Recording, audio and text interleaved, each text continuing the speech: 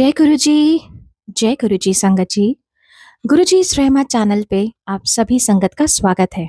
आज का सत्संग बहुत खास और बहुत ही भावनात्मक सत्संग है।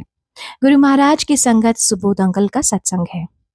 हम सभी जानते हैं कि जब भी किसी संगत का समय खराब चलता है या कोई बहुत परेशानी में होता है तो महाराज उनका समय परिवर्तन करने के लिए उनका स्थान भी परिवर्तित करते हैं। महाराज के किसी भी संगत को ब्लेस करने के बहुत नायाब तरीके हैं। उनमें से एक है किसी का स्थान परिवर्तन करना। महाराज स्थान परिवर्तन करने के लिए जल में, थल में, यहाँ तक कि हवा में भी कल्याण करना जानते हैं। आप सभी के बहुत सारे सवालों के जवाब आज इस सत्संग के माध्यम से जरूर मिलेंगे। इस सत्संग को बाकी संगत तक के साथ भी जरूर साझा कीजिएगा। चलिए सुनते हैं सुबोध अंकल का सत्संग। जय गुरु जी। नमस्ते गुरु जी महाराज के श्री चरणों में मेरा कोटि कोटि प्रणाम। आप सभी संगत जी को प्यार भरा नमस्कार। मैं दुबई में रहता था संगत जी। साल में एक बार छुट्टी पे आता था। गर्मी का समय होता था ज्यादातर मई जून में। उस वक्त जब मैं आया था 2014 की बात है ये। शाम के टाइम पे ना मैं अपने दोस्त के साथ एक ऐसी बातें होती चल रही थी हमारी। मेरे मन में कुछ सवाल आए। भाटी माइंस में घर रहता है एंड हर रोज शाम के टाइम पे फतेहपुर जाया करते थे हम सब्जी लाने के लिए, मैं और मेरी वाइफ। जब भी उधर से हम आते जाते जो देखते थे ना शाम के टाइम पे कि इधर बहुत सारी गाड़ियां अब नई आने लगी है एंड पीछे गुरु जी के स्टिकर लगे हुए होते हैं, ब्लेसिंग्स ऑलवेज, जय गुरु जी, गुरु जी। तो मुझे लगा कि इस रोड पे तो पहले ही इतने सारे गुरु हैं, अब एक और आ गए। तो वो मन में एक इच्छा हुई जानने की आखिर ये हैं कौन। तो मैंने उस दोस्त से पूछा कि शंकर ये गुरुजी कौन है। तो उसने जो बताया जितना उसे पता था, कहते हैं कि उनकी कृपा को कौन समझ सकता है। हम अपनी बुद्धि के हिसाब से उसको एक्सप्लेन करते रहते हैं, चाहे जो पता होता है उस चीज को आगे फॉरवर्ड करते रहते हैं। तो शायद उसको ऐसा ही पता चला होगा किन्हीं से। तो उसने जो मुझसे बात कही वो ये कि यार यहाँ पे जो गुरुजी महाराज है ना, ये शिव जी के बहुत बड़े भगत थे। उन्हीं से सिद्धियां प्राप्त की हैं। अब इन्होंने अपना शरीर त्याग दिया है और लोग कहते हैं कि इस मंदिर में जो 4 बार चला जाए उसके सारे काम पूरे हो जाते हैं। मन में एक विश्वास आया, चलो 4 बार, 4 साल में 4 बार चला जाऊंगा। हर जगह जाते हैं, बहुत सारी चीजें मांगता हूँ, मिलता तो कुछ है नहीं, होता तो कुछ है नहीं। चलो अगर ऐसा ही है कि 4 बार जाने से काम हो जाता है तो मैं 4 बार यहाँ चला जाऊंगा एंड 4 साल में 4 बार चला जाऊंगा। ऐसा कोई नहीं है कि मुझे बस एक चार चार दिन में ही 4 बार चले जाने हैं। सो उस दिन थर्सडे का दिन था एंड मैंने बोला कि चलो आज पहली बार चलते हैं, आज चलते हैं। मैं घर आया, बच्चों को मैंने लिया और मेरा दोस्त शंकर। मैं एक बात तो यहाँ पे थोड़ा सा ऐड कर देता हूँ कि शंकर ये वही है। गुरु महाराज जी की कृपा तो उस पर इतनी है कि मैं क्या ही कहूँ। बट अभी तक वो गुरु महाराज जी के श्री चरणों में नहीं आया है, क्योंकि वो किसी और दूसरे गुरु को मानता है। एंड जब भी इच्छा होती है एक आध बार यहाँ पे आ जा चला जाता है, बट ऐसे और ज्यादा नहीं। आप रघुवीर अंकल जी के सत्संग में एक संगत सुनते होंगे कि जब बड़े मंदिर बनना शुरू हुआ था तो बड़े मंदिर के अंदर बहुत सारे मतलब ईंट पत्थर पहाड़ जैसा ही सब कुछ हुआ करता था एंड उसको समतल करना बहुत ही मुश्किल हो रहा था, कोई मिल नहीं रहा था। तो गुरु महाराज जी ने बोला था कि आज कोई आएगा। रघुवीर अंकल जी ने बोला कि 12 या 2 बजे के आसपास जो भी टाइम हुआ कि उस टाइम उधर से कोई गाड़ी लेकर आ रहा है, मशीन तोड़ने वाला, वो पत्थर तोड़ने वाली। एंड वहां आकर उनसे पूछता है कि जी B13 फार्म हाउस कौन सा है। एंड मेरा ये वही दोस्त है जिसने मुझे भी बताया कि इस मंदिर में जो भी पहाड़ पत्थर थे वो सब कुछ इसी ने तोड़कर समतल किया है। एंड ये बात उसे नहीं पता कि उससे मालिक ने क्या सेवा ली है और कैसी रहमत है उसकी उसके ऊपर। शुक्राना है गुरु जी महाराज कि आप जाने अनजाने बताए बिन बताए सबसे वो सेवा लेते रहते हो, करवाते रहते हो जो आप चाहते हैं। बहुत बहुत शुक्राना मालिक। तो हम चारों गए उस दिन बड़े मंदिर एंड जैसे ही बाहर जो शब्द चल रहे थे तो अब मुझे ध्यान आता है कि शायद ये वो शब्द था कि एक तू ता सब कुछ है। क्योंकि वो रागी, अब मुझे ध्यान आता है कि वो वही थे, एंड उनको उस शब्द को सुनकर शब्द वाणी का तो हमें कुछ पता ही नहीं था, हम इन चीजों में कभी थे ही नहीं। बट रागी से अब ऐसा एहसास होता है कि वही शब्द चल रहा था, एंड बाहर बहुत सारी संगत बैठी कॉरिडोर में, मतलब मंत्रमुग्ध, अपने अपने कनेक्शन में जुड़े हुए। एंड मेरा कमेंट ऐसे ही हुआ करता था कि मतलब देखो, इन लोगों के पास काम होता नहीं है, यानी यहाँ पे आके बैठ जाते हैं, इतनी महंगी महंगी गाड़ियां होती है, पेट्रोल फूकते हैं, पता नहीं अलग अलग तरह की बातें, जो मतलब जब कभी गुरु को समझ नहीं पाया, हमें पता नहीं था कौन होते हैं, क्या होते हैं। इवन दोस्त की लाइक बचपन से ही गुरु जी के पास आता जाता था मैं, एक दूसरे हमारे मम्मी पापा के जिनके पास जाते हैं, बचपन से ही आ जाया करता था, लेकिन कभी मुझे गुरु संतों की बात कुछ समझ में आई ही नहीं। मुझे लगता था कि परमात्मा सबसे बड़ा है, एंड जब उनकी भक्ति कर रहे हो तो उससे बड़ा क्या ही हो सकता है। जो इन संतों ने परमात्मा की भक्ति पाकर करके उनको पाया है, तो हम उनकी भक्ति क्यों ना करें, जो इनके पीछे चलते रहें। जैसी बुद्धि थी, वैसी सोच, वैसे विचार। सो उस वक्त जैसे ही मैंने बड़े मंदिर के अंदर, दरबार के अंदर कदम रखा, तो लेफ्ट हैंड साइड पे उस वक्त गुरु महाराज जी के स्वरूप, जो पिंक चोले वाले काफी टाइम तक रहे थे, अब बदल गए हैं। तो जैसे ही देखा तो मुझे जो मेरे मन में बात आती है ना, वो ये कि ये भी तो हमारे और आपके जैसे ही एक इंसान है ना, जिन्होंने परमात्मा की भक्ति की, जैसा कि मुझे मेरे दोस्त ने बताया था कि भगवान शिव के बहुत बड़े भगत थे। तो उनके इन्होंने परमात्मा की भक्ति की, खुद परमात्मा स्वरूप हो गए। तो मैं इनकी भक्ति क्यों करूंगा? अगर मुझे परमात्मा को पाना, तो मैं परमात्मा की भक्ति करूंगा। पता नहीं लोग कहाँ चले आते हैं, क्यों चले आते हैं, जो असली चीजों से तो पाने की कोशिश नहीं करता, और बस ऐसे भटकते रहते हैं। कैसी बुद्धि थी अगेन। आगे बढ़े संगत के साथ, तो हम सब जानते हैं कि उस वक्त हम सीधे बड़े मंदिर में जब एंटर होते थे, तो गुरु महाराज जी के श्री चरणों में जाके मत्था टेकते थे, एंड वापस आकर फिर अंदर बैठते थे। तो जैसे ही उस वक्त गया, तो देखा सब यहाँ पे गुरु महाराज जी के श्री चरणों में मत्था टेक रहे हैं, एंड साथ में भगवान भोले शंकर की प्रतिमा है, जिनके आगे कोई मत्था नहीं टेक रहा। तो मुझे लगा पता नहीं दुनिया कहाँ ही जा रही है। जो असली चीज है उनके पीछे तो कोई भाग नहीं रहा, उनको आगे मत्था तो कोई टेक नहीं रहा, इस गद्दे पे कोई विराजमान भी नहीं है, फिर भी हर कोई यहाँ पे मत्था टेक रहा है, पता नहीं क्या। मैंने यहाँ पे मत्था नहीं टेका, भगवान भोले शंकर जी के आगे जाके मैंने मत्था टेका, और उनसे मैंने यही कहा कि आप ही मेरे इष्ट देव हो, आप ही मेरे गुरु हो, आप ही मेरे परमात्मा हो, आपके रहते मैं किसी और के आगे अपना सर नहीं झुकाऊंगा। उनको मत्था टेक कर मन में ऐसे विचार आए कि ये जगह मेरे लिए नहीं है, यहाँ से चलो। जैसे हम जाने लग गए संगत जी, मंत्र जाप चला। हम मतलब उस बड़े मंदिर के दरबार से बाहर जा चुके थे।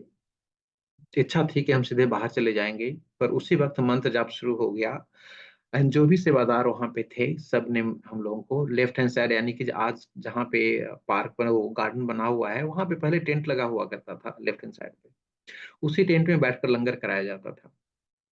तो हमें वहां पे गाइड कर दिया गया। हम वहां पे गए, बैठे, मंत्र जाप खत्म होने के बाद लंगर आ गया।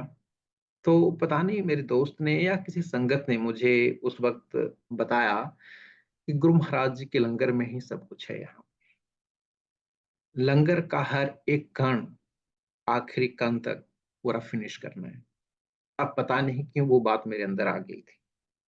लंगर को हमने बिल्कुल वैसे ही फिनिश किया जैसे थाली बिल्कुल आपने धो के रखा हुआ है मेरे आगे। गुरु महाराज जी की कृपा से लंगर लेकर हम जब घर पे गए, 2 दिन बाद मुझे अपने बेटे को लेकर टेस्ट के लिए जाना था, जो कि उसका इलाज चल रहा था पिछले 5 सालों से, एंड उसके पास उसको जो रोग था, उसका कोई इलाज नहीं था। हम उसको one of the best neurologist in India से उसका इलाज करवा रहे थे, एंड उन्होंने भी यही कहा था कि इस रोग का कोई इलाज नहीं है। समय जैसे जैसे बढ़ता जाएगा, ये बच्चा दिवालिया होता चला जाएगा, पागल होता चला जाएगा, ही विल बी कम्प्लीटली अब नॉर्मल चाइल्ड। तो आप इसके बारे में बिल्कुल भूल ही जाओ, जब समय चल रहा है, जैसे चल रहा है उसे काटते जाओ, पर इसके बारे में भूल जाओ। किसी भी पेरेंट्स को ये सब सुनना अच्छा नहीं लगता, हम भी उन्हीं में से एक हैं। लगा कि अब जो है वो है, उसे स्वीकार करके आगे बढ़ो। तो बहुत ज्यादा टेंशन, कहते नहीं कि जो जिसके ऊपर बीतती है चिंता परेशानी, उसी को होती है, और वही उस चीज को समझता है, हम नहीं समझ सकते। यही चीज पिछले 5 सालों से चल रहा था। एंड हर साल जब भी मैं छुट्टी पे आता था, इस बच्चे का एमआरआई और ईजी करवा कर बस अपनी कहते हैं कि एक ड्यूटी है जो हमने पूरी कर दी, एंड दैट्स इट। अब जब बेस्ट न्यूरोलॉजिस्ट से दिखा रहे हो, इसके बाद और क्या ही कर सकते। 2 दिन के बाद जब हम उस हॉस्पिटल में गए, तो वहां पे पता चला कि अब वो डॉक्टर साहब जो इसका इलाज करते थे, अब वो नहीं रहे, स्वर्ग से धार चुके हैं। तो लगा कि चलो जब वो है नहीं, तो हम किसी और हॉस्पिटल में चलते हैं। तो हमने हॉस्पिटल बदल लिए। वहां पे गए तो जिन डॉक्टर से जिन डॉक्टर को दिखाना था, उन्होंने सारे डॉक्यूमेंट्स देखे, जो भी पेपर था, टेस्ट था, सब कुछ देखा।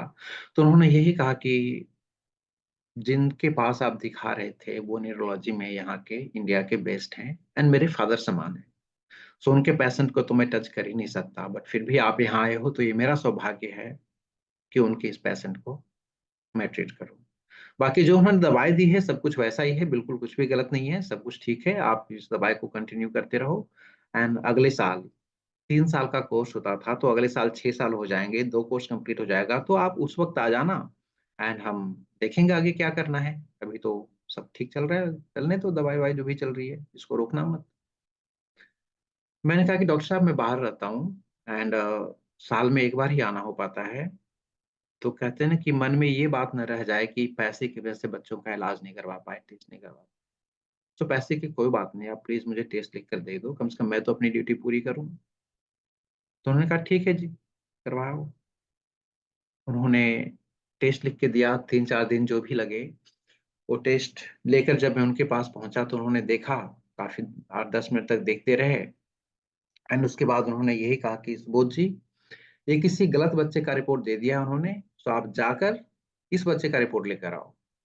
वापस हम उस एमआरआई सेंटर में गए और उनसे जब बताया, तो उन्होंने कहा कि जी अगर गलत होता तो 2 गलत होते ना, जैसे आपके पास किसी का आ गया, किसी और के पास आपका चला जाता, हमारे पास तो कोई दूसरा आया नहीं। बट फिर भी डॉक्टर साहब ने बोला है, तो मैं एक बार दोबारा टेस्ट कर लेता हूँ। तो उन्होंने बकायदा टेस्ट किया एंड चेक किया पूरा। एंड उनको सब कुछ ठीक लगा, तो उन्होंने बोला कि इसी बच्चे का रिपोर्ट है, डॉक्टर साहब को बोलना है, इसी टेस्ट के हिसाब से वो चेक करेंगे जो भी करना है।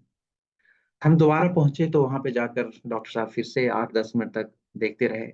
एंड देखते देखते उन्होंने यही बोला कि सुबोध जी, अगर इसी बच्चे का रिपोर्ट है, तो ये बच्चा क्योर हो चुका है। कैसे ये पता नहीं। इस रोग का कोई इलाज नहीं है, आज तक हमने कभी इस रोग के बच्चों को, बड़े बुजुर्ग जो भी होते, कभी किसी को ठीक होते नहीं देखा। अब ये कैसे हुआ ये हमें नहीं पता, ये दवाई का तो काम है। तो आप जाओ, दवाई अभी कंटिन्यू रखना। धीरे धीरे हम इसके डोजेस कम करते चले जाएंगे, since it's going from last 5 years. 4-5-6 महीने जितना भी टाइम लगेगा, उसके बाद ये बच्चा बिल्कुल दवाई नहीं खाएगा। His completely a normal child, and just go ahead. पता नहीं चला संगत जी कि क्या हुआ, कैसे हुआ। उसके बाद जब मैं वापस दुबई गया, तो मेरे जीवन में ना बदलाव आने शुरू हो चुके थे। बदलाव मैं अपनी दृष्टि से देखूं उस वक्त की, तो बहुत ही अच्छा। जो मेरी इच्छाएं होती थी, वो पूरा करने की तरफ बहुत तेजी से बढ़ रहा था। पैसा, शोहरत, जो कह लो, सब कुछ, मतलब इतनी तेजी से सब कुछ झोली में आता चला जा रहा था कि हमें पता नहीं चल रहा था। मुझे लग रहा था ये सब कुछ तो मैं कर रहा हूँ। इस मैं के चक्कर में एक दिन क्या हुआ, एक क्लाइंट जो यूएस का क्लाइंट था, आता है।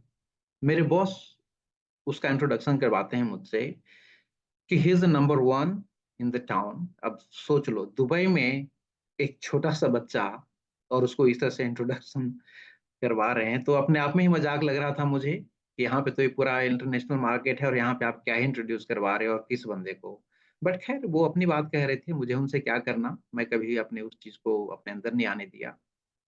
तो करवाने के बाद उस जेंटलमैन ने मुझे एक टास्क दिया कि ये काम आज तक मेरा कोई नहीं कर पाया, चाहे वो मैं यूके गया, यूएस गया, यूएस में था, साउथ अफ्रीका, जगह जगह गया मैं, पर मेरा ये काम कोई नहीं कर पाया। Will you able to do that? मुझे लगा कि लेट मी ट्राई। मैं कभी ये नहीं कहता कि हाँ जी मैं कर दूंगा, मैं हमेशा ये कहता हूँ कि I will try my best. मैंने उनसे यही बात कही। एंड जब मैं उसे कर रहा था, तो लैपटॉप पे मैं पता नहीं कुछ भी कर रहा था, एंड सडनली वो चीज स्क्रीन के ऊपर आ जाती है जो उसको चाहिए होता है। एंड संगत जी, मुझे नहीं पता मैंने क्या किया था। मैं तो बस लैपटॉप पे अपने फिंगर्स को चला रहा था ताकि उसको लगे कि यह काम कुछ कर रहा है। मुझे पता था मैं नहीं कर सकता। आज तक मैंने इस तरह का कभी कुछ करा ही नहीं है। एंड जैसे वो स्क्रीन पे आई, तो इससे पहले कि मैं नोट कर पाऊं, उन्होंने खुद देखा कि यार ये क्या आ गया, कि आपने इसको कैसे किया। तब मैंने देखा, इससे पहले कि मैं कुछ रिप्लाई करूं, मैंने देखा कि हाँ, ये तो वही चीज आ गई जो इसको चाहिए था। मैंने कहा ये कैसे आ गया। मैं कहा this is what you wanted, right. कह रहा यस। मैं कहा you will have it tomorrow. Next day उसका इवेंट था, तो मैं कहा tomorrow you will have it. अब मैं सोच में पड़ गया कि आखिर ये हुआ कैसे। जब मैं वहां से घर जा रहा था, तो मैंने अपनी वाइफ को फोन किया, आज ऐसे ऐसे हुआ है मेरे साथ, एंड मैं ये जानता हूँ कि वो करने वाला मैं नहीं हूँ। मेरे ऊपर जो बात मैंने रजनी से बोला था, एग्जैक्टली मैं वही बात संगत जी आप सबसे कहता हूँ कि मेरे ऊपर किसी बड़े परमात्मा का हाथ है, एंड वो कभी मुझे झुकने नहीं देते किसी के आगे। सब कुछ करने वाले वो हैं, पर दुनिया को लगता है कि वो सब कुछ मैं कर रहा हूँ। मैं कुछ नहीं करता। आज से पहले भी ऐसे बहुत सारे एक्सपीरियंसेस देखे मैंने अपनी लाइफ में, जो मैंने नहीं करा है, पर मुझे नहीं पता था उस वक्त ये कैसे हो गया। पर आज तो कहते हैं कि खुली आंखों से मैंने इस चीज को देखा है। इट वाज 2016, 16 जनवरी को मैं एक इवेंट पे था। वहां पर मेरे पास नहीं था। उस इवेंट में क्लाइंट बोलता है कि सुबोध जी, बाहर एक काम है। आई नो कि वो आपकी कंपनी से हमने ऑर्डर नहीं किया है, but like just being a friend, if can help me with this, या आप प्लीज उसे एक बार देख लो। आई नो कि जब आप देख लोगे वो ठीक हो जाएगा। तो मुझे लगा कि चलो ठीक है, मैं चेक कर लेता हूँ। मैंने कहा जी, पर मेरे पास नहीं है, और अगर मैं बाहर गया ना तो मैं अंदर नहीं आ पाऊंगा। तो उन्होंने कहा पास ही आपने कौन सी बड़ी बात कर दी। उन्होंने अपना पास लेके, अपने बॉस का पास लेके मुझे दे दिया, जो कि टर्की के एम्बेसडर थे, टर्की एम्बेसी के एम्बेसडर थे। मैंने उसे गले में टांग लिया। पिछले लगभग 12 सालों से मैं वहां पे रह रहा था, तो आज तक मैंने ऐसी कोई प्रॉब्लम देखी नहीं कि इस तरह से भाई कौन इतने पास को कौन सा ध्यान से देखता है कोई भी। सो मैं वो पास लेके मैं बाहर चला गया। बाहर जाने के बाद पता चला कि वो तो अंदर और ऊपर फर्स्ट फ्लोर पे जाकर ही, अंदर से ही उसको बाहर आने के लिए जरूरत ही नहीं थी उसकी। तो हमने कहा चलो अंदर ही चलते हैं। फिर हम जब गए अंदर, तो जो गेट पे थे उन्होंने तो जाने दे दिया, लेकिन आगे ही एक सीआईडी वाले थे, और उनकी नजर मुझ पे पड़ गई कि ये जो पास लेके घूम रहा है, इसके ऊपर इसकी फोटो नहीं है। उन्होंने फोटो मिलाया, करे कि दिस इज नॉट योर पास। मैंने बोला कि हाँ जी, ये मेरा तो है नहीं। तो बस इतना ही बोला था मैंने कि वो क्लाइंट आता है आगे, एंड उसने कन्वर्जेशन को अपने उस यारी से आगे करना शुरू कर देता है। तो उसने बताया कि जी, इसको ये पास मैंने दिया है, बहुत ही जरूरी काम है, अर्जेंट है। आप 5 मिनट का टाइम दे दो, हम वो काम कर लेते हैं, उसके बाद हम इसका पास जाके बनवा के लेके आ जाएंगे। वहां पे सीआईडी वाले जिस किसी भी को भी पकड़ते हैं ना यूएई में, तो उनको गवर्नमेंट की तरफ से 500 dirhams as a prize money मिलता है। उसने मुझे पकड़ा 500, तो उसके पक्के। एक मेरा जो क्लाइंट था वो अपने आप ही आ गया उसके पास, तो उसके तो 1,000 बन गए। वो क्यों छोड़ेगा। तो उसने हम दोनों को सीआईडी को बुलाकर, सीनियर सीआईडी को बुलाकर उनके हवाले कर दिया।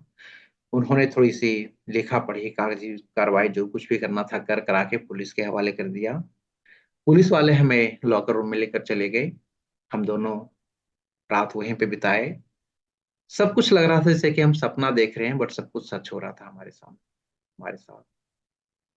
नेक्स्ट डे हम लोगों को कोर्ट लेकर जाया गया, और वहां पे जज साहब ने जो भी 12वीं में सवाल जवाब, मेरा जो क्लाइंट था वही सब कुछ कर रहा था। तो उन्होंने फाइनली आते वक्त ये बात बोली कि जी, ये बहुत बड़ा क्राइम है यहाँ पे, आगे से ऐसा मत करना, इस बार हम आपको छोड़ देते हैं। उन्होंने कुछ फाइन वाइन लेकर हम दोनों को रिहा कर दिया।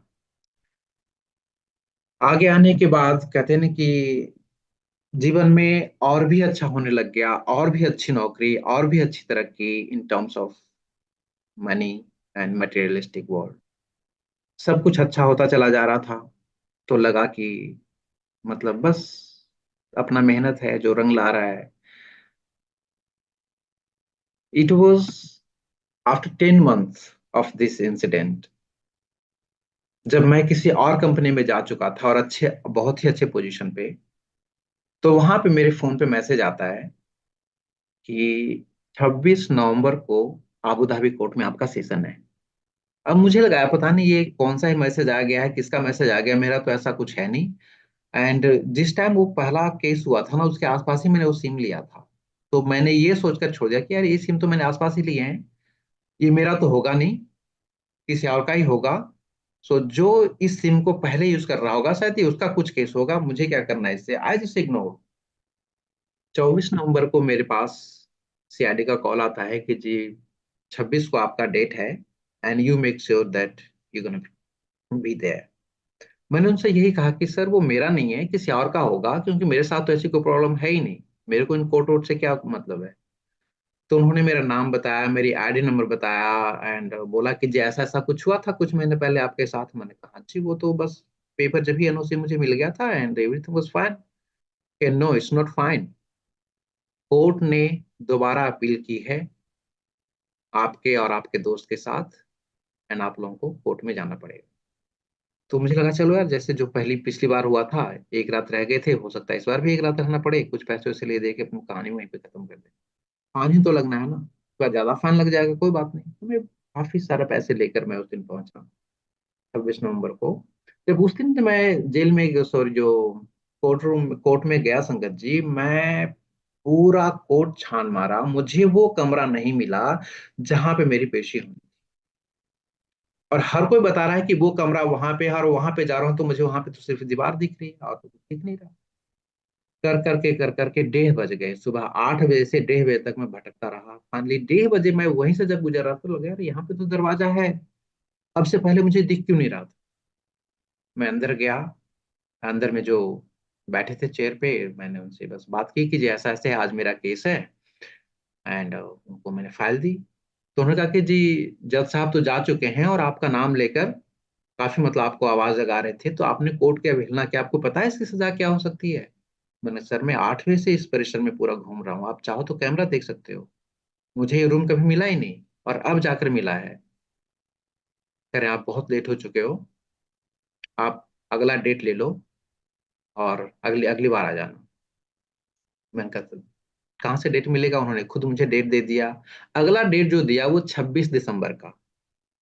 26 दिसंबर को मैं सुबह सुबह पहुंचा, जाते ही मैं उनसे ही मिला सीधे। तो उन्होंने यही कहा कि जी आज 26 दिसंबर है, कल 25 दिसंबर था, कल लोगों ने पार्टियां की, सब पी के मस्त रहते हैं, आज तो कोर्ट बैठेगी नहीं, आज आप चले जाओ, 2 दिन बाद आकर अपना फाइनल सेंटेंस लेकर जाना। अब देखो बात तो सीधी सी है जो वो कह रहे हैं, जो मेरे साथ बदमाशी कर रहे हैं, कि आज अगर कोर्ट नहीं बैठेगी तो 2 दिन बाद मुझे फाइनल सेंटेंस क्यों मिलेगा, 2 दिन बाद तो मेरी पेशी होनी है ना। और वो ये कह रहा है, इसका मतलब साफ साफ यही है कि वो ये नहीं चाहता कि मैं इस कोर्ट में अपनी अटेंडेंस लगाऊं, जज साहब के सामने पेश हूं। बातों बातों में उसने बस जो उसके मन में बात आ गई होगी, रंजिश, भावनाएं जो भी है वो जाने। तो उसने मुझे भेज दिया। मुझे लगा कि जब तक ये बंदा पेपर नहीं लेगा, आगे पेपर नहीं बढ़ेगा, और मैं कोर्ट में पेश नहीं हो सकता। और जब यही लेने को तैयार नहीं है तो मैं क्या ही कर सकता हूँ, मैं चुपचाप आ गया। 2 दिन बाद 28 दिसंबर को जब मैं यहाँ पे पहुंचा तो उसने बोला कि जी आपका सेंटेंस आ चुका है, आप नीचे रिसेप्शन से आके अपना सेंटेंस ले लो। मैं जैसे ही नीचे गया तो मैंने अपना नंबर दिया, तो उन्होंने जो मेरे को अरबी में पूरा प्रिंट करके कुछ दिया, तो मैंने बोला जी इसका इंग्लिश में समझाओ। उन्होंने बताया मुझे कि जी आपको 3 साल की सजा हुई है, एंड लाइफ टाइम के लिए आप यूएई से बैन किए जा चुके हैं। संगत जी ये सुनकर तो कहते हैं कि उसी वक्त मेरे पैरों के नीचे जमीन नहीं। चिंता मुझे इस बात की नहीं थी उस वक्त कि मेरी जगह कहाँ है, अब मैं कहाँ जा रहा हूँ। सब कुछ परेशानी जो मुझे थी वो इस बात से थी कि मेरा परिवार क्या करे। मैंने उनके लिए कुछ नहीं करा है, कि जो भी पैसा कमाता था ना सब अलग अलग जगह इन्वेस्ट करते जाता था, ये सोचकर कि आगे काम आएगा, बच्चों की पढ़ाई लिखाई, जहाँ पे भी जो चीज की जरूरत पड़े तो you have a backup that you can do something. मेरी प्लानिंग सारी वहां पे चल रही थी। बैकअप हार्डली मेरे पास 6 महीने का, जो कि ईएमआई और घर परिवार स्कूलिंग मेडिकल जो कुछ भी है, ज्यादा से ज्यादा 6 महीने का होगा, उससे ज्यादा नहीं। तो लगा यार 6 महीने बाद, क्योंकि बैंक वाले अपना ईएमआई रोकेंगे नहीं, हम रोक नहीं सकते। 6 महीने के बाद परिवार रोड पे, मैं 3 साल तक जेल में क्या करूंगा, 2.5 साल क्या करेंगे, इतने में तो पूरे परिवार खत्म हो जाएगा। मैंने उनसे पूछा कि जी कितना टाइम है मेरे पास। उन्होंने बोला कि आप जाओ एंड 1 हफ्ते के अंदर अंदर अपने आप को हमारे हवाले कर देना। मैंने कहा ठीक है। वापस घर जाकर जो कुछ भी आसपास के बिल्स थे जिनसे परेशानी हो सकती थी लीगली वहां रहने में मुझे, या किसी तरह का कोई केस न कर दे, या घर पे किसी तरह की कोई परेशानी ना आ जाए, जो भी बिल्स थे उन्हें सारे क्लियर करके एंड 7 जनवरी 2017 को मैंने अपने आप को उनके हवाले कर दिया। 2018 वहां पे जाकर मुझे लगा कि बस कुछ पैसे देकर 1-2 दिन में सारी बातें खत्म हो जाएंगी। संगत जी, वहां से मुझे सेंट्रल जेल भेज दिया गया और पता चला कि मेरी सजा तो बस चलती जा रही है एंड 3 साल तक ये चलती रहेगी। विद गुरुजी's ग्रेस, मैं किनकी कृपा में अभी तो कुछ कह नहीं सकता। बस जो कहते हैं ना कि अब जो समझ में आता है वो सब कुछ मालिक ही करने कराने वाले थे। मैंने वहां पे अपील की, पहली अपील, दूसरी अपील, तीसरी अपील पे जाकर वकील को कर पाए थे हम, क्योंकि अब तक कोई बिना पैसे का तो वहां पे कोई वकील आप सोच ही नहीं सकते, और पैसा इतना ज्यादा लेते हैं वहां पे कि हम जैसे लोग तो सोच ही नहीं सकते। फिर भी हमें भी इंडिया में प्रॉपर्टीज वगैरह बेचने पड़े एंड वो सब कैसे भी करके पैसे वहां पे भेजे एंड तब जाके वकील हुआ। और वकील ने क्या बात की क्या नहीं मुझे कुछ नहीं पता, क्योंकि अपने सामने तो मैंने उनको कभी बोलते हुए देखा नहीं। वो बस हुक्म सुन लेते थे एंड दैट्स इट। अब वो क्या था क्या नहीं मुझे कुछ नहीं पता। समहाउ 65वें दिन जेल में मुझे ये मैसेज आता है कि जी आपकी रिहाई हो चुकी है और आप सीधे इंडिया जाओगे। वहां से सीधे इंडिया की फ्लाइट। बीच में अपने कोई घर नहीं जा सकता, वहां पे अपना कुछ सामान नहीं ले सकता, जो कुछ भी था सब कुछ बस वहीं का वही। एंड हम वहां से सीधे इंडिया आ गए। 12 मार्च या 13 मार्च, 12 मार्च को मैं इंडिया पहुंचा।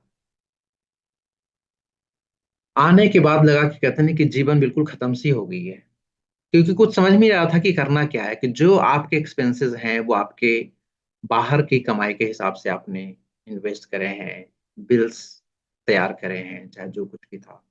तो लगा यार देखो ये यहाँ की सैलरी से तो ये सब कुछ हो नहीं पाएगा, और जब ये हो नहीं पाएगा तो करने का फायदा क्या है, इससे अच्छा अपना कुछ बिजनेस स्टार्ट करो। गुरु जी महाराज की कृपा कि उन्होंने अपने हाथ में कुछ ऐसी बख्शीश दी है कि उस वक्त भी इंडिया में या दिल्ली में जब मैं रहता था तो बहुत सारे इंजीनियर्स उस तरह के थे नहीं जो उस तरह का काम कर पाते हो। हार्डली लाइक 7-8 इवेंट इंडस्ट्री में कुछ ऐसे थे जो लोग काम करते थे एंड इंडस्ट्री बहुत बड़ी है। तो मुझे लगा कि यहाँ पे अपना काम चल सकता है, तो अपने जो भी फ्रेंड सर्कल था, पुरानी कंपनीज वगैरह, सब में जाके अपनी बात बात करनी शुरू की और सब ने मेरे को यही कहा कि सुबोध जी बस आप आ गए हो ना, अब यहीं पे रहो एंड देखो यहाँ पे क्या हम करते हैं और हम मिलके काम करेंगे कैसे करेंगे। तो बहुत काम है एंड आप बहुत तरक्की करोगे। एक विश्वास आ गया। उस विश्वास के कारण मैंने वहाँ का जो भी बड़ा फ्लैट था मेरा, लगा कि यार बड़े फ्लैट को बेचूंगा तो बिजनेस के लिए पैसे भी इकट्ठे हो जाएंगे जो सर्वर मुझे चाहिए, एंड छोटे फ्लैट के ईएमआई भी चलते रहा करेंगे, तो वहाँ पे स्पेशली लीगली मुझे मेरे ऊपर कोई प्रॉब्लम नहीं आएगी। वही चीज हमने करा। सम हाउ गुरु जिस ग्रेस बड़ा फ्लैट बिका, पैसे आए, सर्वर आए, थोड़ी चीजें सुधार होने लग गई थी। बट वो तो वही है ना कि आपका ही पैसा है, इनपुट तो कुछ है नहीं, आपने बेच कर कुछ करने की कोशिश कर रही हो तो खर्च तो होते ही रहने हैं, आने का कोई जरिया है नहीं और जाने के सारे रास्ते खुले हुए हैं। तो चीज अभी वैसे ही चल रही। इसी वक्त क्या हुआ है कि ये चीज मैं जोड़ना नहीं चाहता, बट हमेशा जोड़ता हूं मैं, क्योंकि इसमें जो मालिक की कृपा है वो आगे चल कर सुनेंगे कि उस वक्त एक जो प्रॉपर्टी जिनसे मैं लेता था उनको मैंने फोन किया। मैंने कहा भैया ऐसा ऐसा है, ये वाली प्रॉपर्टी बेचनी है। उन्होंने कहा सुबोध जी हम तो आपके लिए विला तैयार कर रहे हैं और आप क्या ये प्रॉपर्टी वोपर्टी बेचने की बातें कर रहे हो, क्या हो गया। मैंने कहा ऐसे ऐसे बात है, अब मैं वापस आ चुका हूँ, अब मैं वहां पे नहीं हूँ। तो उन्होंने कहा सुबोध जी इतनी बड़ी बात हो गई, ऐसे तो आप मुझे भाई बोलते हो और इसके बारे में मुझे कुछ बताया भी नहीं। आप एक नंबर नोट करो, इस इंसान से मिलो, ये इंडिया के सबसे बड़े एस्ट्रोलॉजर्स में से एक हैं, इनके पास जाओ, आपका सारा जुगाड़ वहां पे हो जाएगा। उनके पास सारा सोल्यूशन है। ये सब कुछ कहते हैं ना कि दिन रेखा, ग्रह नक्षत्र, इन सब का काम होता है। तो आप उनके पास जाओ, सब कुछ जानते हैं, सब कुछ कर देंगे। मैं अपना जो उपाय इलाज है मैं उन्हीं से करवा रहा हूँ, सब कुछ अच्छा चल रहा है, बल्कि बहुत ही अच्छा चल रहा है। तो आप प्लीज ये नंबर नोट करके, मैं उनसे बता दूंगा, वैसे हर किसी को देखते ही नहीं, आप चले जाना, मैं आपके बारे में बता दूंगा। संगत जी, मैंने उनको फोन किया रात को, उन्होंने बोला कि अगर कल सुबह आ सकते हो तो आ जाओ, नहीं तो अगले 25 दिन मैं मिलूंगा नहीं। मैं और मेरी वाइफ हम उसी दिन पहुंच गए एंड जाके उनसे मिले। तो जब बातें हो रही थी तो बातों बातों उन्होंने मुझसे मेरा date of birth and time of birth पूछा। जब मैंने बताया तो उन्होंने, कहते ना कि मेरे जीवन की पूरी, जो कुछ भी अब तक बीता था, सब कुछ मेरे सामने रख दिया। एंड उसमें एक बात उन्होंने ये बताई जिसका मुझे पता ही नहीं था। तो मैंने उसी वक्त मम्मी को फोन करके पूछा कि मम्मी, कि जहाँ पे मेरा बर्थ हुआ था वहां पे ऐसी ऐसी इस तरह की कोई चीजें हैं? उन्होंने बोला हाँ बेटा, जिसे का मुझे पता नहीं था, बट ये इंसान मुझे बता रहे हैं। मैं ये सब इसलिए बता रहा हूँ क्योंकि मेरा विश्वास उस एस्ट्रोलॉजर पे इतना ज्यादा हो गया था कि लगा कि बस जो सच है वो यही है। ये जैसे चाहेंगे वैसे ग्रह नक्षत्रों को घुमाएंगे और मेरा सब कुछ ठीक हो जाएगा। तो वो जो कुछ भी बताने लगे, उपाय, कब क्या करना है, कैसे करना है, सुबह शाम दोपहर, खाना पीना, हर चीज वो बताते गए। एंड पॉइंट टू पॉइंट में उस चीज को करता चला गया। मुझे नहीं पता मैं सही कर रहा हूँ गलत कर रहा हूँ, पैसे आने के कोई रास्ते हैं नहीं जाने, उन्होंने उन्होंने मुझसे कभी फीस नहीं लिया। पर जो कुछ भी वो बनाकर मुझे देते थे उसका तो चार्ज देना ही पड़ता था। ये सब कुछ चलता रहा। एंड बहुत सारे आसपास के जो लोग थे हमारे गांव के, भाटी माइंस के, बहुत प्यार करते हैं। एंड सबने अपने अपने देवी देवता, भगवान, पीर, पैगंबर से दुआएं मांग रखी थी कि सुबोध अगर ठीक ठाक आ जाए तो हम आपके दरवाजे पे भेजेंगे, आपके दर्शन करवाएंगे। जो कुछ भी उन्होंने कह रखा था सब कुछ आने के बाद पता चला। And point two point, day by day, वो हर एक चीज को मैं करता चला गया। किसी ने पीर बाबा के दर्शन के लिए बोले दिल्ली में, मैं वो चला गया। गुरुद्वारे में मत्था टेकने बोला, वो चला गया। अलग अलग मंदिर में जाकर मन्नतें जो मांगी हुई थी हर जगह जाके मैंने मत्था टेका एंड सबको थैंक यू बोलकर आया। एक लास्ट चीज मेरे पास, कहते हैं ना कि मैं उस दिन, पहले तो मैंने पूजा पाठ करना ही बंद कर दिया था, बट फिर थोड़ा सा, कहते हैं ना कि उसके बिना मुझे लगता था कि कुछ तो है जो कंप्लीट नहीं है। तो बैठना शुरू कर दिया था। एंड उस वक्त पाठ करके उठा ही था। एंड रजनी को, कहते हैं, पाठ के बाद मेरे को इमिडिएटली नाश्ता चाहिए होता था। तो नाश्ता लाने से पहले मैंने रजनी से ही बोला, हमने क्या बैठो, कुछ बात करनी है। और वो हम हिसाब लगा रहे थे कि देखो सारे जगह तो हम होकर आ गए, जहां पे भी जाना था, सिर्फ एक जगह बच गया है। और वो है, जयपुर में एक जगह है, गुरु जी महाराज ने जिनको सेकेंड सबसे बड़ी स्थान बताया है, जहाँ पे चादर चढ़ती है। तो वहां का बच गया था। लगा कि वहां पे जाना बाकी है। एंड कैसे जाएंगे? पहले जैसी स्थिति होती तो हम यहीं से टैक्सी करके जाते, 5 स्टार में रुकते, टैक्सी से आते, एंजॉय करते जाते, एंजॉय करते आते। बट अब वो स्थिति नहीं है। अब है कि हम दो दो पैसे हमें बचाना होता है। कब बिजनेस शुरू होगा कुछ पता नहीं, अब जो पैसे हैं उसी में सब कुछ चलाना है। तो अब ना खर्चों को मैंने अपने हाथ में ले लिया था। एंड जितनी जरूरत होती थी उसी के हिसाब से मैं पैसे निकालता था या खर्च करता। उस वक्त संगत जी मेरे पास 510 रुपए के नोट, एक 500 का और एक 10 का नोट, उन पैसे को मैं छुपा के रखता था। रजनी को बोला कि चलो जाके नाश्ता लेकर आओ। वो नाश्ता लाने नीचे गए। ऊपर आ जाते हैं, फर्स्ट फ्लोर पे हम लोग रहते थे, कि नीचे कोई साधु बाबा आए हुए हैं एंड वो दक्षिणा मांग रहे हैं।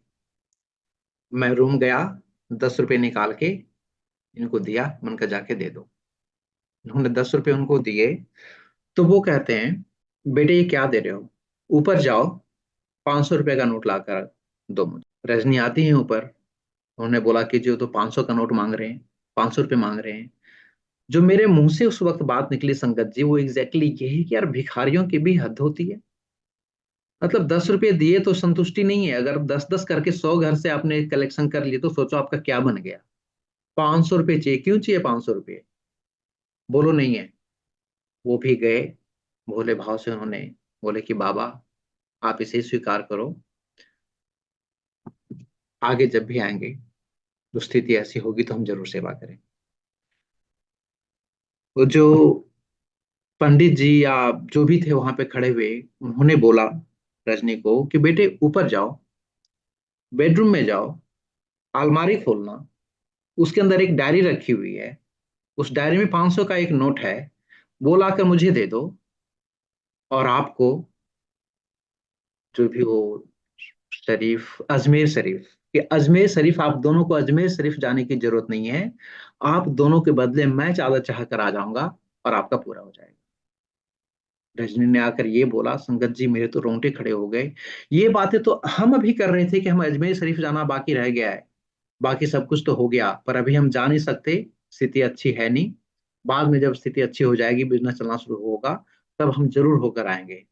और ये वो कौन इंसान है जो हमारी ये बातें खत्म हुई है और वो दरवाजे पे खड़े हैं, वो ये कह रहे हैं कि जब 500 का नोट दे दो, आपको अजमेर शरीफ जाकर चादर चाहने की जरूरत नहीं है, मैं आपके बदले चाह कर आ जाऊंगा। मैं चुपचाप गया बेडरूम। मैं कि ये तो इंसान कोई और ही है। मैं चुपचाप गया, नोट बिल्कुल वैसे ही रखे हुए थे जैसा उन्होंने एक्सप्लेन किया था रजनी को। मैंने निकाल के रजनी को दिए, रजनी नीचे देने के लिए गई, और मैं ऊपर बालकनी से सोचा कि मैं जाके देखूं कि कौन है। संगत जी मुझे तो कोई नजर नहीं आया, पर रजनी ने फिजिकली उन्होंने उस सेवा को उनके हाथों में दी और विदा किया। मुझे नहीं पता मेरा जीवन कैसा चल रहा था, बिजनेस की तैयारी चल रही थी, सब कुछ हो नहीं पा रहा था इतनी जल्दी। करते करते करते करते इट वाज अक्टूबर नवंबर, जो भी टाइम था मुझे अच्छी तरह से याद नहीं है। उस वक्त संगत जी मैं सो नहीं पाता था, न पूरे दिन न पूरी रात। अब रात को कोशिश करता था सोने की, तो शायद 3-4 बजे जाकर एक आध घंटे के लिए नींद आ जाया करती थी, उससे ज्यादा नहीं। और मैं पूरा परेशान रहता था कि यार मैं करूंगा क्या, लाइफ में आगे बढ़ूंगा कैसे, बिजनेस चलेगा नहीं चलेगा, नौकरी में कर नहीं सकता, बाहर में जा नहीं सकता, सारे रास्ते मेरे बंद हैं, पता ही नहीं क्या होना। सो परेशान रहता था। एंड उसी वक्त early morning, it was Quarter to 4 और Quarter to 5 समथिंग, शायद 3 के बाद, 4:30 के बाद, जो भी टाइम था, शायद Quarter to 5, सपना आता है मुझे। और उस सपने में मैं क्या देख रहा होता हूँ कि मैं एक सिंगल चारपाई पे लेटा हुआ हूँ, मेरा पूरा परिवार मेरे आसपास है, मेरे मम्मी पापा दूसरे कमरे में आराम कर रहे हैं, बाहर बहुत तेज बारिश हो रही है, बहुत तेज मतलब बहुत तेज, उतनी बारिश आज तक मैंने कभी लाइफ में नहीं देखी। तभी दरवाजा नॉक होता है। रजनी कहती है शिवम को कि बेटा जाओ देखो दरवाजे पे कौन है। मैंने उसको रोका, मैं कि बेटा आप रुको, मैं देखता हूँ आगे कौन है। सो मैं उठ के गया, दरवाजा खोला। जैसे ही दरवाजा खोला, मैंने क्या देखा संगत जी, गुरुजी महाराज पीले चोले में साक्षात दरवाजे के बाहर खड़े। बाहर बहुत तेज बारिश हो रही है, पर मालिक के चोले पे पानी का एक छींटा नहीं, बारिश की एक बूंद। मेरे हाथ जुड़े, मैंने कहा गुरुजी महाराज आप प्लीज अंदर आइए। गुरुजी महाराज अंदर आ गए। मुझे और तो कुछ दिखा नहीं, मैंने चारपाई पे ही इशारा किया कि गुरुजी महाराज आप, क्योंकि उस वक्त स्थिति ऐसी थी कि सब कुछ बिखरा हुआ था, घर में कुछ भी नहीं है, बस समय कट रहा है, एक चारपाई है। मैंने मालिक को वही इशारा किया कि गुरुजी महाराज आप चारपाई पे विराजमान होइए। गुरुजी महाराज चारपाई पे बैठे, फिर बोलते हैं कि मैनू आराम करना है। चारपाई दिखाया, कह रहे पुत्र मैनू सोना है, अब को मैंने डिस्टर्ब ना करो। मुझे लगा कि अब, हम सब जानते हैं संगत जी कि गुरुजी महाराज आज तक अपनी लाइफ में कभी सोए नहीं, लेकिन वो इस तरह से सोकर किसका क्या कल्याण कर रहे हैं, ये तो सिर्फ गुरुजी महाराज। करीब 1 सवा घंटे के बाद गुरुजी महाराज उठे। एंड मैं गुरुजी महाराज के पीछे बैठा था, तो गुरुजी महाराज मेरी तरफ मुड़ते हैं और पूछते हैं कि तू 10 पुत्र मैनू कि तेनू की चाहता। मैंने हाथ जोड़े, यानी गुरुजी महाराज से बस इतना ही बोला कि गुरुजी महाराज मुझे कुछ नहीं पता, आप सब कुछ जानते हो, आप ही देखो कि पहले स्थिति कैसी थी और आज स्थिति कैसी है। सो मालिक मैंने आपसे कुछ नहीं कहा। गुरुजी महाराज ने बोला चंगी गल की। फिर थोड़ी चुप्पी होगी, हम सब जानते हैं गुरुजी महाराज बहुत ज्यादा बात नहीं करते। चुप्पी होगी, मालिक ने और कुछ नहीं बोला, तो उस चुप्पी को तोड़ते हुए मैंने मालिक से पूछा गुरुजी महाराज, आखिर मेरी गलती क्या थी? क्योंकि ये बात संगत जी कोई यकीन कर ही नहीं सकता कि एक पास की वजह से किसी के जीवन में इतना बड़ा भूचाल आ चुका है। भूचाल उस वक्त मैं समझ रहा था, इसलिए मैंने ऐसा सोचा। मुझे नहीं पता कि मालिक की ओर कौन सी कृपा बरस रही है। उस वक्त मैं हर एक चीज से अनजान था। लगा कि तो भूचाल आ चुका है जीवन में, सब कुछ खत्म हो गया है, बिखरता ही चला जा रहा है। कम से कम मैं अपने परिवार के सामने तो अपने आप को सही साबित कर लूं कि वाकई प्रॉब्लम यही थी, कुछ और नहीं। नहीं तो कोई यकीन नहीं करेगा कि पास लगा कहानी कुछ और ही होगी। ये कहानी बना के गढ़ रहा है कि जी मैं तो निर्दोष हूं। तो गुरुजी महाराज ने बोला कि पुत्र, तेरी कोई गलती नहीं। समय दी लोट सी, जो होना सीखा हो गया, उन आगे सब अच्छा होना। तो मेरे मुंह से एकदम से बात निकल जाएगी, गुरुजी महाराज कब? मालिक बोलते हैं, बहुत सा बहुत समय चले गए ने, थोड़े बच गए ने, इसमें भी चले जाना। अब फिर से चुप्पी हो गई। यहाँ पे संतुष्टि मुझे इस बात की हुई कि कम से कम मेरे परिवार को ये पता तो चल गया ना कि मेरी कोई गलती नहीं है, या बात वही है। अब दुनिया कोई कुछ समझे, मुझे कोई फर्क नहीं पड़ता। थोड़ी चुप्पी हुई। फिर अब वो जो सत्संग, जो मालिक की कृपा जो मैंने बीच में बताया था एस्ट्रोलॉजर वाला, अब यहाँ पे वो बात आती है, क्योंकि मन में ये चल रहा था कि मैं अपना उपाय करवा रहा हूँ। लगा कि यार, इस वक्त जो गुरुजी महाराज को मैं देख रहा था वो एक परमात्मा के रूप में देख रहा था, एक संत या एक फकीर के रूप में नहीं, एक गुरु के रूप में नहीं। मेरे लिए वो साक्षात परमात्मा उस वक्त मुझे नजर आ रहे थे। तो मुझे लगा यार, मैं तो इंसानों से अपना इलाज करवा रहा हूँ, उपाय करवा रहा हूँ। वो एक पल को गलत भी हो सकते हैं, पर अगर परमात्मा आपको कोई चीज बता दे तो वो तो बिल्कुल ठीक होगा ना। तो मैंने गुरुजी महाराज से पूछ लिया कि गुरुजी महाराज, कुछ उपाय करना है तो वो बताओ। गुरुजी महाराज ने बोला, पुत्र, अलग से कुछ नहीं करना। जो तू कर रहा है करता रह, जिस रास्ते पे चल रहा है चलता रह, मंजिल पाए। मुझे लगा कि चलो, मालिक से हुक्म हो गया है कि वो उपाय नहीं करना। अब बात उस रास्ते पे चलने की है, तो मुझे नहीं पता वो क्या बात कर रहे हैं, किसकी बात कर रहे हैं। उस वक्त अपनी बुद्धि से सोच भी रहा था कि चलो, और मुझे सच बोलना, सच में रहना, हेल्प करना, ये सब ज्यादा अच्छा लगता है। बट आज के डेट में कहते हैं ना कि हमें कुछ नहीं पता मालिक क्या बात कर रहे हैं, किसके लिए, क्या, कब, कहाँ, कैसा। सिर्फ गुरुजी महाराज जानते हैं। पर जो अपनी बुद्धि में आए, हम उस चीज को आगे बढ़ के मतलब फॉलो करना शुरू कर देते हैं। फिर गुरुजी महाराज जाने लगे, तो मैंने गुरुजी महाराज को रोका एंड मालिक से मैंने यही बोला कि गुरुजी महाराज, जाते जाते मुझे ब्लेस करके जाइए। गुरुजी महाराज ने अपना हाथ मेरे कंधे पे रखकर थपथपाया और बोला, जा पुत्र, तेरा कल्याण किता। संगत जी, उस वक्त मेरे लिए ये सिर्फ एक वर्ड था। जो हम अपने बड़ों को, उनसे आशीर्वाद लेते हैं, चरण छूते हैं, तो वो जो आशीर्वाद देते हैं, मेरे लिए उस वक्त वो, उसका सिर्फ इतना ही मतलब था। मुझे नहीं पता कि इसका क्या मतलब है। गुरुजी महाराज का ये कहना कि जा पुत्र, तेरा कल्याण किता, इससे क्या कुछ हो गया, सिर्फ मालिक जानता। बट उस चीज को, उनकी उस कृपा को, महाराज की कृपा से हम हर वक्त जी रहे हैं। बहुत बहुत शुक्राना Guruji Maharaj. It was March, that I remember very much. मालिक की कृपा से उनके श्री चरणों में बैठने का सौभाग्य हर रोज प्राप्त होता था। उनकी रहमत, कृपा हर रोज बिठाते थे सुबह। गुरुजी महाराज मुझे दिख रहे हैं और मैं उनसे कह रहा हूँ। तो मैंने मालिक से ये सवाल किया कि गुरुजी महाराज, क्या मैं दुबई में रहकर आपको नहीं पा सकता था? यानी कि मन में जो इच्छा थी वो यही कि वापस भेज दो, या बुलाते ही नहीं। भक्ति देनी थी तो वहीं बिठा के दे देते। ये सब क्यों इतना, कोई पैसे नहीं, सब कुछ बेकार चलता जा रहा है, हम तो बहुत ऊंचाई उड़ रहे थे, तो ये वो सब कुछ खत्म हो गया। कहते हैं ना, अब तक कुछ नहीं पता था ना कि क्या हो रहा है क्या नहीं। तो गुरु जी महाराज कहते हैं, उनकी आवाज आती है संगत जी मेरे कानों में, कि तेरा वक्त अब बुरा आ चुका था। रोड एक्सीडेंट में तेरी मौत होनी, अब वो दुबई तेरे लिए सही नहीं रहा। एंड इसके बाद इतना बोलकर मेरे आंखों के आगे एक वीडियो चलता है, जिसमें मैं ये देख रहा हूँ, मैं गाड़ी ड्राइव कर रहा हूँ एंड मैं सच में वहां पे गाड़ी ड्राइव करता था। एक जगह पे शेख जायद रोड है वहां पे, जो कि कहते हैं ना कि वर्ल्ड में सबसे ज्यादा एक्सीडेंट वहीं होते हैं। उस रोड पे मेरा एक्सीडेंट हो गया है एक टनल में, एंड मेरी बॉडी को वहां से इंडिया भेजा जा रहा है। यहाँ आने के बाद मेरा परिवार पूरा बिखर चुका है, सब कुछ खत्म हो चुका है, लोग रोड पे आ चुके हैं। एंड एकदम से मेरी आंख खुलती है, मैंने कहा क्या मेरे साथ ये सब कुछ होने वाला था वहां पे।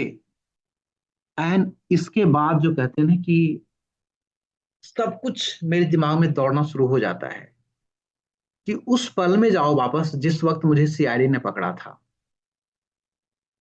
कि वो सीआईडी वाला कोई आम इंसान नहीं था, गुरुजी महाराज के भेजे हुए गण थे, जो मालिक अपनी कृपा बरसा रहे थे। संगत जी, ये सब मैं फिर से वापस कह रहा हूं, मेरे दिमाग में ये सब कुछ चलना शुरू हुआ। मालिक ने ये बोला नहीं और ये बताया नहीं, ये मेरे दिमाग में चल रहा है। अब वो मालिक ने दिया, मेरे मन की सोच है, ये गुरु महाराज जाने, पर मेरे मन में जो चलना शुरू हुआ वो यही सब कुछ बैकग्राउंड में जाना शुरू कर दिया मैंने। जैसे ही ये देखा कि मालिक ने मुझे दिखाया कि मेरी मौत हो चुकी है रोड एक्सीडेंट में और मेरी बॉडी को इंडिया भेजा जा रहा है, ये वो वक्त था जब मैं जेल में था। तो वो सब कुछ आना शुरू हो गया मेरे दिमाग में कि सीआईडी वाला कोई ऐसे ही आम इंसान नहीं था, मालिक के भेजे हुए गण थे, जिन्होंने अपनी ड्यूटी पूरी की, मुझे पकड़ा, मुझे सीनियर से सीआईडी, पुलिस, जेल, कोर्ट जो कुछ भी होना था वो भी इस रोल का हिस्सा था। मुझे मेरी मौत से बचाने के लिए जो गुरुजी महाराज ने रचना रची, ये उसका सिर्फ एक हिस्सा था। वहां से जो कोर्ट में जो मिला, जज साहब का पीए जिसने मेरा फाइल नहीं लिया, वो भी अपनी सेवा कर रहा था मालिक के हुक्म से। जो मेरे मन में बात आ रही है, एक मेरे अंदर वो विश्वास मालिक के प्रति, उनकी कृपाओं के प्रति, उनका, वो भी अपनी सेवा कर रहा था। जेल गए, 65वें दिन रिहा हुआ, 65वें दिन से पहले नहीं। वो भी मालिक की कुछ ना कुछ कृपा होगी कि 65 दिन वहां पे रख के मुझसे क्या कटवाया, सिर्फ मालिक जानते हैं। वो चाहे तो क्या नहीं कर सकते, उन्होंने मुझे वहां नहीं रखा क्योंकि उनको हिसाब से वो चीज गलत है, अब सही नहीं रहा। मालिक ने मुझे वहां से वापस इंडिया भेज दिया, और इंडिया में क्या क्या कारण देकर, कैसे कैसे कारण देकर अपने शिव चरणों में बुलाए, संगत से मिलवाए, मतलब हर एक चीज करवाते चले गए, एंड मुझे उस मौत के मुंह से बचाकर अपने श्री चरणों में लगाया। इससे बड़ी बात मेरे आगे क्या हो सकती है। मतलब ये ना कुछ सेकंड में इतनी सारी बातें हो रही है, मन का बस वो सब कुछ मुझे दिख गया है कि करने वाला मैं नहीं हूँ, करने वाला कोई और है। अब वो जैसा चाहता है वैसे पूरी दुनिया को घुमाता है, एंड हम एक कठपुतली हैं, वैसे ही करते हैं। तो बहुत बहुत शुक्राना गुरु जी महाराज, आपकी हर एक रहमत का, हर कृपा का शुक्राना है मेरे मालिक, कि आप अपनी ऐसी रहमत हर वक्त अपने भगत पर, अपनी संगत पर बनाकर रखते हैं। इसी के साथ मैं इस शेयरिंग को विराम देना चाहूंगा।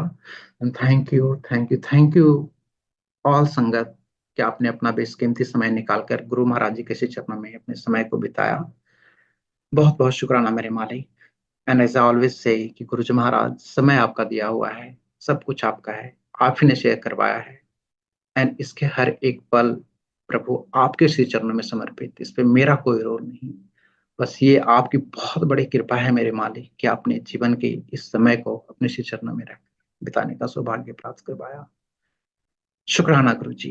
जय गुरु जी, जय गुरु जी, जय Guru ji Maharaj. Thank you so much uncle, बहुत ही प्यारा सत्संग हम सभी संगत के साथ साझा करने के लिए।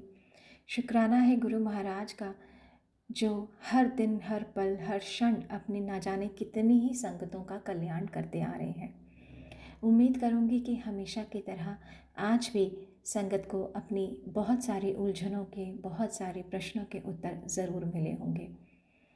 संगत जी, गुरु महाराज इसी तरह अपनी कृपा दृष्टि हम सभी पर करते रहे, इसी कामना के साथ जय गुरु जी। शुक्राना गुरु महाराज।